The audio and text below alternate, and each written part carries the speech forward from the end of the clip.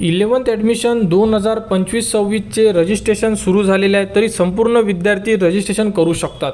तर रजिस्ट्रेशन करण्यासाठी सर्वप्रथम विद्यार्थ्यांना साईटवर यायचं आहे। साईट जर माहीत नसेल तुम्हाला तर व्हिडिओच्या डिस्क्रिप्शनमध्ये साईट दिलेली आहे आणि या व्हिडिओमध्ये आपण संपूर्ण स्टेप बाय स्टेप रजिस्ट्रेशन कसं करणार हे बघणार आहे। आणि तर साईटवर आल्यानंतर बघू शकता तुम्ही की तुम्हाला दोन ऑप्शन दिलेले आहे, एक आहे स्टुडंट रजिस्ट्रेशन आणि एक ऑप्शन आहे तुम्हाला लॉग इनचं।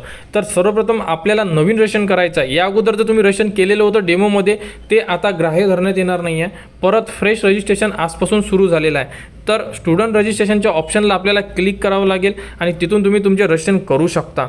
स्टुडंट रजिस्ट्रेशनला क्लिक केल्यानंतर अशा प्रकारे तुम्हाला ऑप्शन येणार। स्टुडंट रजिस्ट्रेशनमध्ये बघू शकता सर्वप्रथम अप्लिकंट 10th स्कूल एरिया, तर विद्यार्थ्यांनी 10वी कुठून केली आहे, जर महाराष्ट्रामधून केली असेल तर 1 नंबरचा ऑप्शन आणि महाराष्ट्राच्या बाहेरून केलेली असेल तर 2 नंबरचा ऑप्शन। त्यानंतर अप्लिकंट स्टेटस फ्रेशर आहे, रिपीटर आहे की प्रिव्हियसली पास आहे, म्हणजे या अगोदर पास आहे, तर या प्रकारे तुम्ही चेक करा। आणि जर तुम्ही 2025ला पास असाल तर तुम्हाला फ्रेशरचं जे ऑप्शन आहे हे चूज करावं लागेल, म्हणजे 1 नंबरचं ऑप्शन। आणि जर तुम्ही रिपीटर असाल किंवा या अगोदर कधीतरी पास झालेले असाल आणि तुम्हाला आता 11वी करायची असेल तर तुम्ही प्रिव्हियसली पास करू शकता। तर आम्ही 2025ला आहे, फ्रेशर चूज केलेला आहे। त्यानंतर तुम्हाला यामधून बोर्ड सिलेक्ट करायचा आहे, म्हणजे तुम्ही कोणत्या बोर्डमधून तुमची 10वी कंप्लीट केलेली आहे, तर CBSE आहे, स्टेट बोर्ड आहे किंवा अदर कोणते बोर्ड आहे, संपूर्ण ऑप्शन स्क्रीनवर तुम्हाला दिसून पडेल। यामध्ये आमचं शिक्षण महाराष्ट्र स्टेट बोर्डमधून झालेलं आहे, म्हणून आम्ही 1 नंबरचं ऑप्शन सिलेक्ट करतोय, महाराष्ट्र स्टेट बोर्ड। त्यानंतर तुम्हाला इथे संपूर्ण इन्फॉर्मेशन टाकायची आहे। बघू शकता सर्वप्रथम तुम्हाला तुमचा रोल नंबर, त्यानंतर तुमच्या आईचे नाव जसे तुमच्या मार्कशीटवर आहे सेम टू सेम टाका। व्हेरीफाय नंबरला जर तुम्ही क्लिक केलं तर तुम्हाला संपूर्ण माहिती तुमची येऊन जाणार, जसे की तुमचे नाव, तुमच्या आईचे नाव आणि तुम्ही कधी पास झालेले आहे या प्रकारे संपूर्ण माहिती तुम्हाला दिसून पडेल। त्यानंतर मंथ ऑफ एक्झामिनेशन टाका। त्यानंतर तुम्हाला टाकायची तुमची ईमेल आय डी चुकायला नको, मोबाईल नंबरसुद्धा चुकायला नको। जर तुमची email I D mobile number चुकला तर तुम्हाला पासवर्ड येणार नाही आणि तुम्हाला कोणतीही नोटिफिकेशन येणार नाही आहे। तर त्या प्रकारे संपूर्ण इन्फॉर्मेशन तुम्हाला इथे फिल करून घ्यायची आहे। आणि एक तुम्हाला सिक्युरिटी क्वेश्चनसुद्धा यामध्ये ॲड करायचा आहे। सिक्युरिटी क्वेश्चन यासाठी जर तुम्ही पासवर्ड विसरले आणि जर तुम्हाला फॉरगेट करायचं काम पडलं तर तुम्हाला सिक्युरिटी क्वेश्चन विचारू शकते। बघू शकता अशा प्रकारे एक सिक्युरिटी क्वेश्चन सिलेक्ट करा कोणताही, त्या सिक्युरिटी क्वेश्चनचे ॲन्सर द्या, एक पासवर्ड सेट करा। पासवर्ड असा सेट करा की तो तुमच्या लक्षात राहणार किंवा नोट करून ठेवू शकता। आणि त्यानंतर खाली दिलेला कॅप्चा टाका आणि त्यानंतर रजिस्टरला क्लिक करा। रजिस्टरला क्लिक केल्यानंतर बघू शकता की तुम्हाला एक तुमचे नाव दिसणार, त्यानंतर तुम्हाला जो रजिस्ट्रेशन नंबर मिळालेला आहे तो रजिस्ट्रेशन नंबर तुम्ही सुद्धा स्क्रीनवर बघू शकता।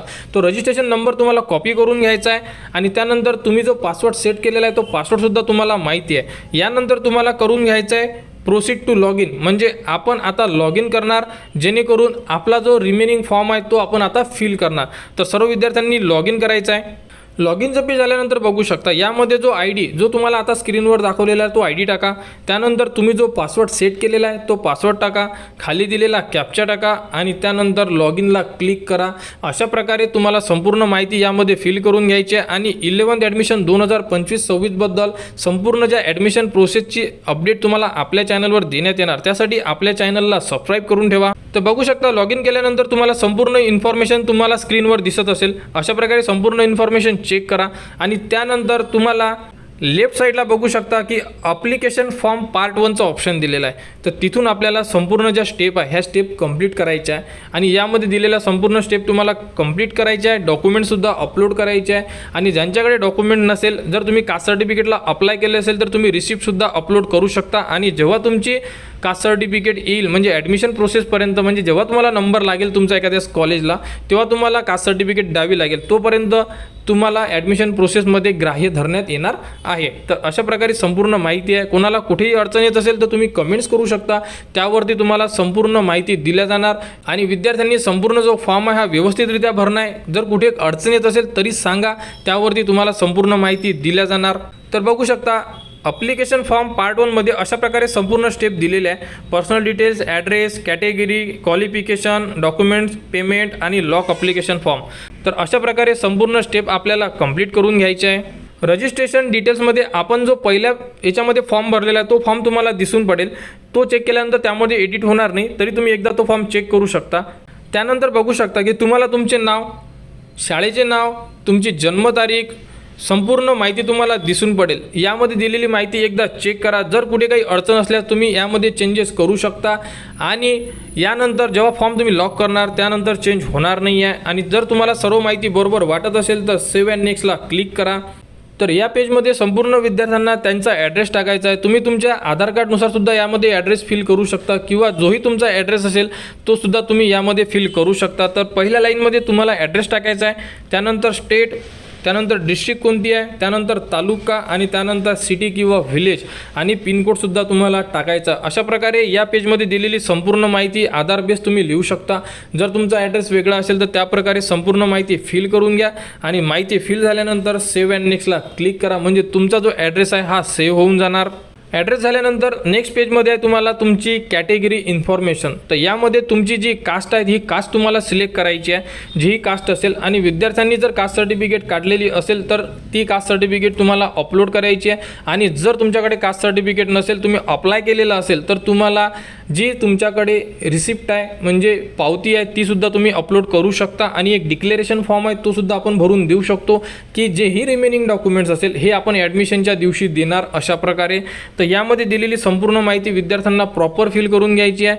आणि यामध्ये सर्वप्रथम तुम्हाला तुमची कास्ट कोणती आहे ही तुम्हाला सिलेक्ट करून घ्यायची आहे। तर बघू शकता यामध्ये तुमची जी कास्ट असेल OBC, SC, ST यामधून सिलेक्ट करा। आमची SC आहे, SC सिलेक्ट केलेलं आहे। त्यानंतर विचारण्यात आलेलं आहे की तुमच्याकडे कास्ट सर्टिफिकेट आहे का, तर इथे तुम्हाला यस सिलेक्ट करावं लागेल।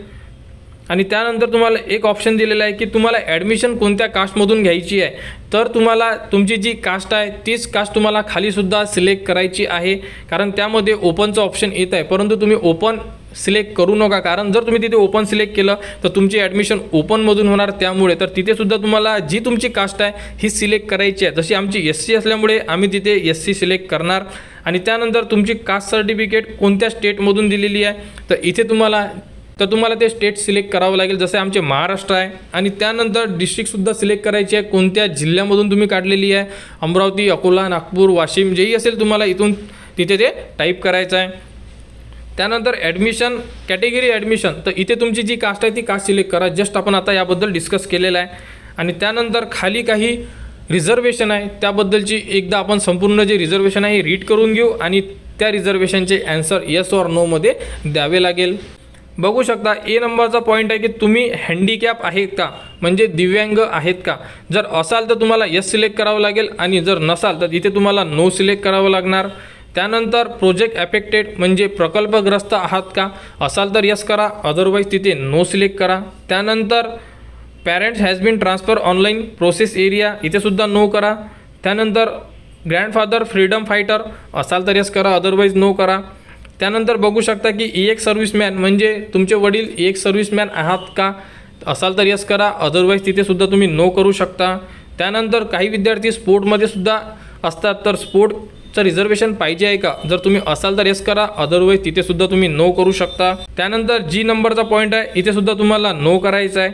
त्यानंतर आहे मायनॉरिटी कोटा ॲडमिशन, जे विद्यार्थी मायनॉरिटीमध्ये येतात त्यांना मायनॉरिटी कोट्यामधून ॲडमिशन मिळते, तर तुम्ही मायनॉरिटी कोटा घेऊ शकता। आणि जर तुम्ही घेत असाल तर तुम्हाला त्याबद्दलचं प्रूफसुद्धा द्यावं लागणार, तर तुम्ही असाल तर यस करू शकता, अदरवाईज नो करा। त्यानंतर in house quota admission, in house quota admission म्हणजे जिथे तुम्ही 10वी केलेली आहे तिथेच जर तुम्हाला 11वी आणि 12वी करायची असेल तर इन हाऊस कोट्याला यस करा।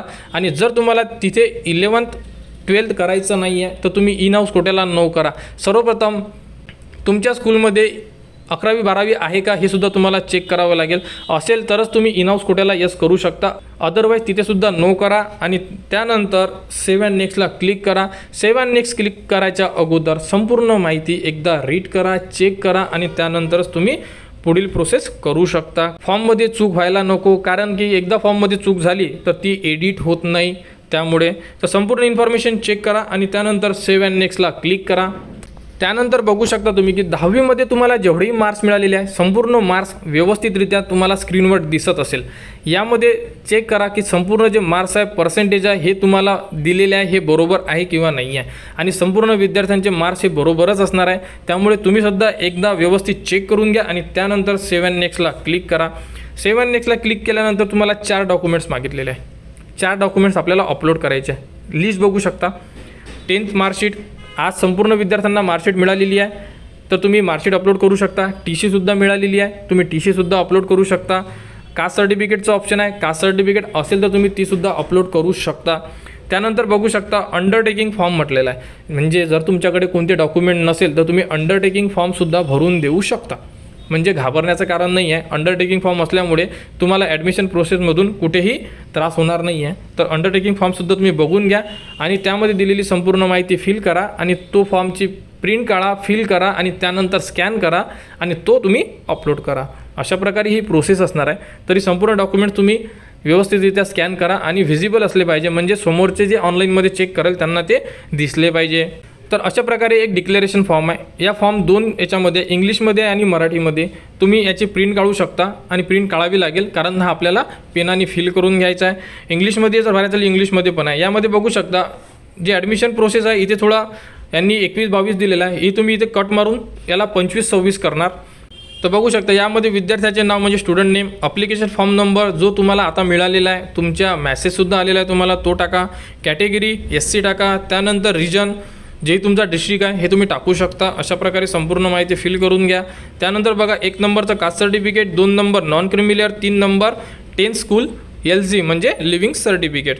आणि यामध्ये काय म्हटलं बघा, please make mark at the document which is to be submitted later. म्हणजे तुम्ही जे डॉक्युमेंट्स लेट देणार त्यामध्ये टिक मार्क करावी लागेल तुम्हाला. आणि जे डॉक्युमेंट्स तुम्ही आता देताय तिथे तुम्ही क्रॉस करू शकता किंवा तिथे काही केलं नाही तरी चालेल. एखादा विद्यार्थी जर कास्ट सर्टिफिकेट नंतर देत असेल तर इथे तुम्हाला टिक करावं लागेल आणि शेरामध्ये सुद्धा तुम्हाला लिहावं लागेल की तुम्ही का बरं त्यामध्ये जे डॉक्युमेंट्स आहे लेट देणार आहे त्या प्रकारे. तर इथे तुम्ही शेरामध्ये लिहू शकता, कारण मराठीमध्ये संपूर्ण माहिती दिलेली आहे त्यामध्ये तुम्ही रीड करा जर इंग्लिशमध्ये तुम्हाला कळत नसेल तर. बघू शकता मराठीमध्ये डॉक्युमेंटच्या खाली एक टिप दिली आहे, एखादे प्रमाणपत्र अथवा पोचपावती अपलोड केले असल्यास शेरामध्ये नमूद करावे. एखाद्या विद्यार्थ्यांकडे कास्ट सर्टिफिकेट नाही आहे, त्यांनी रिसिप्ट अपलोड केली तर तिथे तुम्हाला टिक शेरामध्ये लिहावं लागेल आणि इथे टिक करावं लागेल की आम्ही इथे रिसिप्ट अपलोड केलेली आहे म्हणून. अशा प्रकारे संपूर्ण माहिती फिल करून घ्या, दिनांक टाका आणि सिग्नेचर करून घ्या आणि संपूर्ण माहिती फिल करून तुम्हाला हा फॉर्म फिल करून घ्यायचा आहे. आणि यामध्ये संपूर्ण डॉक्युमेंट्स अपलोड करा आणि त्यानंतर जी प्रोसेस असणार आहे पेमेंट आणि लॉक अप्लिकेशन. तर पेमेंट करायचं आहे कास्टवाल्यांना 100 रुपये, ओपन कॅटेगरीला 150 रुपये. चालान पेड करू शकता तुम्ही, चालान पेड करा. त्यानंतर तुमचा फॉर्म व्यवस्थितरित्या चेक करा. कोणत्या विद्यार्थ्याला अडचण आल्यास तुम्ही कमेंट करू शकता आणि अशा प्रकारे संपूर्ण फॉर्म फिल करून घ्या. तर बघू शकता तुमच्या स्क्रीनवर तुम्हाला 100 रुपये चालानचं ऑप्शन आलेलं असेल.